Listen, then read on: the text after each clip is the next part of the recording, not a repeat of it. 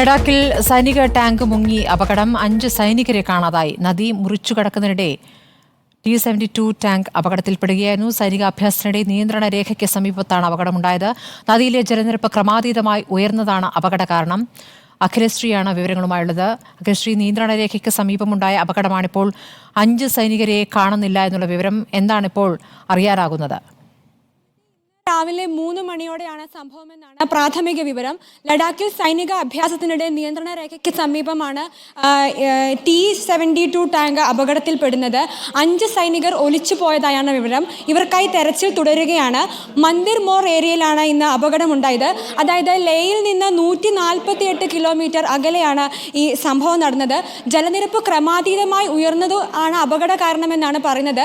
പതിവായി ഇവിടെ സൈനിക അഭ്യാസം നടക്കുന്ന ഒരു ഏരിയയാണ്. ഈ സ്ഥലത്താണ് ഇന്ന് അപകടമുണ്ടായത്. പ്രാഥമിക വിവരങ്ങൾ മാത്രമാണ് ഇപ്പോൾ കരസേന പുറത്തുവിടുന്നത്. വിവരങ്ങൾ പ്രകാരം ജൂനിയർ കമ്മീഷൻഡ് ഓഫീസറും ഇതിൽ ഉൾപ്പെട്ടതായാണ് വിവരം. സൈന്യത്തിൻ്റെ T-72 ടാങ്കാണ് ഇന്ന് അപകടത്തിൽപ്പെട്ടത്. ലഡാക്കിലെ നിയന്ത്രണ രേഖയിലാണ് ഈ ദാരുണമായ സംഭവം ഉണ്ടായിരിക്കുന്നത്. സ്മൃതി.